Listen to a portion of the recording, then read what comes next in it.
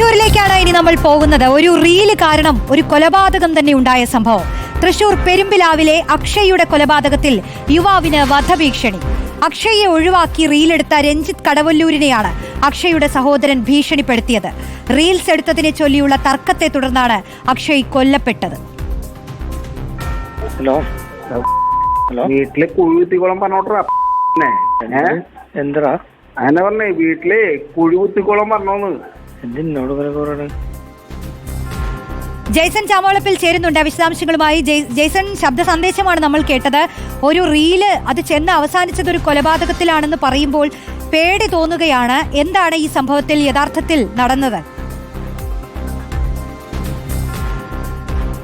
റോഷ്നി, റീലും ലഹരിയും കൊലപാതകവും എല്ലാം ചേർന്ന വലിയൊരു സിനിമയ്ക്കുള്ള ഒരു മട്ടുണ്ട് ഈ കൊലപാതകത്തിനും തുടർ സംഭവങ്ങൾക്കുമെന്ന് നമുക്ക് പറയേണ്ടി വരും. കഴിഞ്ഞ വെള്ളിയാഴ്ച രാത്രിയാണ് കുന്നംകുളം പെരുമ്പിലാവിനടുത്ത് ഇത്തരം ഒരു കൊലപാതകം ഉണ്ടാകുന്നത്. കൊല്ലപ്പെട്ടത് അക്ഷയ് എന്ന വ്യക്തിയാണ്, യുവാവാണ്. അക്ഷയ് വടിവാളുമായി തങ്ങളുടെ സുഹൃത്തുക്കളായ ബാദുഷ, അതുപോലെ തന്നെ ലിഷോയി, നിഖിൽ എന്നിവരുടെ അടുത്തേക്ക് എത്തുന്നു.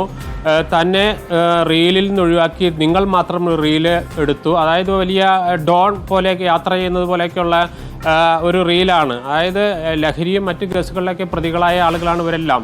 നിരവധി ക്രിമിനൽ കേസുകളിൽ പ്രതികളാണ് ഈ കൊല്ലപ്പെട്ടവനും അതുപോലെ തന്നെ കൊന്നവരൊക്കെയും ചേർന്ന ഒരു സംഘമാണിത്.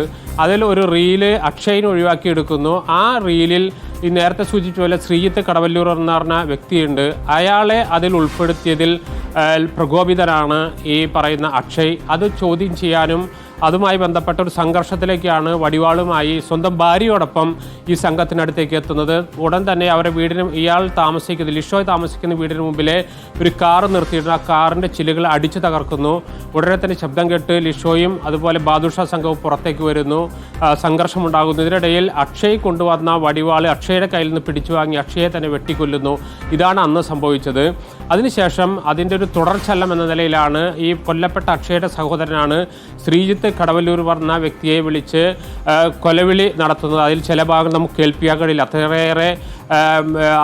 അത്രയേറെ പുറത്ത് കേൾപ്പിക്കാൻ കഴിയാത്ത വാക്കുകളാണ് അതിൽ ഉപയോഗിക്കുന്നത്. പക്ഷേ അതിലൊരു കാര്യം ഉറപ്പാണ്, വീട്ടിൽ കുഴി വെട്ടിക്കൊള്ളാനാണ് പറയുന്നത്. അതായത് നിന്നെ ഞങ്ങൾ കൊല്ലും, അതിന് ശവദാഹത്തിന് തയ്യാറായിക്കോളൂ എന്നതാണ് പ്രധാനമായും നൽകുന്ന ഭീഷണി.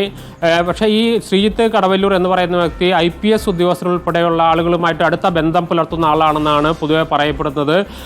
അതുകൊണ്ട് തന്നെ ഇത് പോലീസ് അന്വേഷണം ശക്തമാക്കിയിട്ടുണ്ട്. ഈ ശ്രീജിത്തും ഒളിവിലാണ്, അതുപോലെ തന്നെ അക്ഷയുടെ സഹോദരനും ഒളിവിലാണ്. പെരുമ്പിലാവ് കൊലപാതകത്തിൻ്റെ തുടർചലനങ്ങൾ അടുത്ത ദിവസങ്ങളിൽ ഉണ്ടാകുമെന്ന പ്രതീക്ഷ പോലീസിനുണ്ട്. അത്തരത്തിലുള്ള ഇൻ്റലിജൻസ് റിപ്പോർട്ടുണ്ട്. അതുകൊണ്ട് തന്നെ ഇത്തരത്തിൽ ഇനിയും പ്രതികളും അതുപോലെ ഈ ലഹരിയും അതുപോലെ തന്നെ ഇത്തരത്തിലുള്ള കാര്യങ്ങളെല്ലാം കെട്ടുമണഞ്ഞു കിടക്കുന്ന ഒരു കേസാണിത്. അവരെല്ലാം കണ്ടെത്തി പെട്ടെന്ന് തന്നെ പിടികൂടാനുള്ള ശ്രമം പോലീസ് ഇപ്പോൾ തന്നെ ആരംഭിച്ചിട്ടുണ്ട്. റോഷ്നി.